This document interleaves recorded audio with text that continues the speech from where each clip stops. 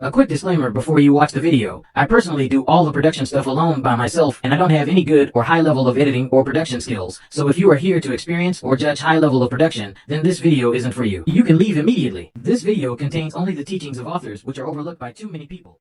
We are back with the second part of the book summary, and if you don't know what this guy is talking about it, so long story short, we have divided the Rich Dad Poor Dad book detailed summary into 3 parts, and this video is the second part of the book summary. So if you have not watched the first part, please do make sure to watch the first part, and after watching this second part, also do check the last part of the book as well on our channel, because without the first and last part, it is useless to watch this one. Also, timestamps are provided if you are interested in those as well. After learning the secret that the rich don't work for money, we now have the foundation of building wealth.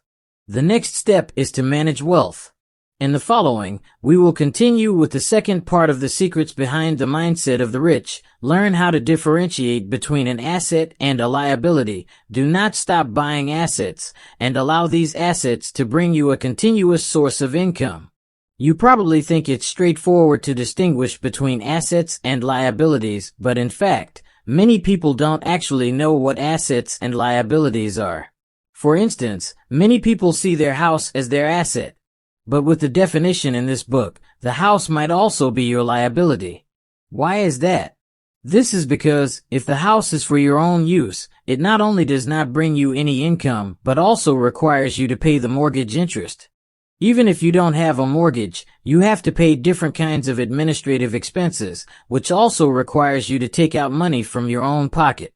So, in the definition given by the rich dad, a house for your own use is actually a liability, while a real estate property for investment that brings you positive income is your asset. Same goes with your car. You probably think this is your asset too. But actually, a car is quite obviously the liability. You must pay continuous expenses for its maintenance. The rich dad uses a very simple method to differentiate an asset and a liability. Anything that puts money into your pocket is an asset, and anything that takes money out of your pocket is a liability. The rich dad differentiates between your assets and liabilities from the perspective of cash flow. You can imagine that your wealth pocket is connected with a pipe. Inside the pipe, there is no water but money, which is called cash flow. Then, the asset would be the entrance of the pipe, which brings a positive cash flow and fills your wealth pocket, whereas the liability would be the drainage system, which flattens your wealth pocket.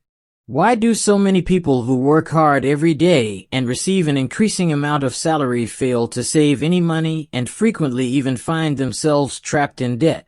This is just like Robert's poor dad, who had a decent job and a high salary, but was still a genuinely poor person. This is mainly because people's mistake, they consider a liability as an asset. The more they earn, the more liability they buy, and the more debt they must pay back. The next time you spend your money, you might as well first think about the difference between an asset and a liability. And ask yourself, is this expense bringing a positive cash flow? If it is bringing a negative cash flow, is there a better way to avoid this expense? Differentiating between assets and liabilities helps us avoid being trapped in the expenditure pattern of the poor. In fact, the reason a lot of people are stuck in debt is simply due to their choice in how they consume things. When the poor think about consumption, they think, if they earn more, they will also spend more. They buy massive liabilities and make their financial situation a total mess in the end. To give an example, we've all heard about stories of common people winning lotteries. They become extremely rich in a second, only to lose all their money and become poor again only after a short while. This is because they only think about consumption patterns and not about making money. In many cases, they think their purchases are assets when they are actually liabilities. When people have this mindset, regardless of how much wealth they earn, it won't take long for them to return to their original state. Moreover, people with this mindset, no matter how much money they could earn, they are inherently poor. A story goes like this. There was a young basketball player who still had a couple $1 million 1 year ago. But 1 year later, he could only work for a car wash shop for a low salary. He said his friends, lawyer, and accountant had taken away his money. But, as a matter of fact, it is he who did not know how to manage his wealth. You see, to become a rich, it is not how much you've earned, but how much and how long you can keep that matters the most. The secret behind the mindset of the rich is to know the difference between an asset and a liability, and then buy assets continuously to let the assets bring them a continuous flow of income. So how does the rich do that? The rich would never buy a liability with money intended for an asset. If they wanted to enhance their quality of life or buy some luxury items, they would definitely buy them with money made from their assets. Or, they would first use a method that takes money to make money, and then buy things with the resulting profit.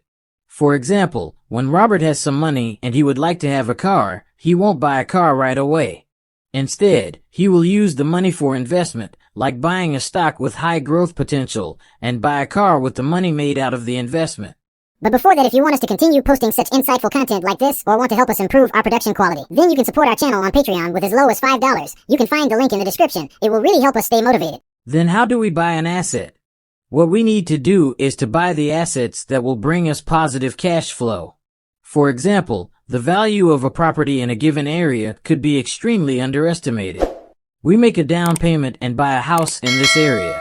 After some time, the real estate market of this place recovers. The value of your house has risen 50% or even doubles. You sell your house and pay back all the loans, and still get to keep a lot of profit. If this is you, then your purchase of this asset has been a successful one. Besides real estate, other kinds of assets could also bring us revenue, such as bonds, funds, and stocks. But you need professional knowledge to purchase these products. You first need to understand how they work and buy them when you are sure you can handle them. Some other products can only be produced by human talent, which could also generate a steady revenue. These are intangible assets such as royalties and patents. The rich are not deterred by the inconvenience of learning the skills of investing money to make money. They use every penny as their soldier to build an army of their own, to build a model that lets money work for them. This was the end of the second part. Learn to know the difference between an asset and a liability. Let's summarize it. Anything that puts the money into your pocket is an asset, and anything that pulls the money out of your pocket is a liability. The poor continue to buy liabilities for the sake of enjoying life, while the rich buy assets and build a model of investing money to make money. And then they buy things with the money made from this model. The secret behind the mindset of the rich is to know the difference between an asset and a liability, and to keep buying assets to let them bring a continuous stream of revenue. Remember, building wealth takes time, patience, and a willingness to learn and grow. By applying the lessons from Rich Dad, Poor Dad to your own life, you can take the first steps towards achieving financial freedom and living the life of your dreams. If you enjoyed this video, please give it a thumbs up and consider subscribing to our channel for more great content like this. And don't forget to hit the notification bell so you never miss an update. Also, feel free to share this video with your friends and family who could benefit from these valuable financial insights. Thanks again for watching, and we'll see you in the next one.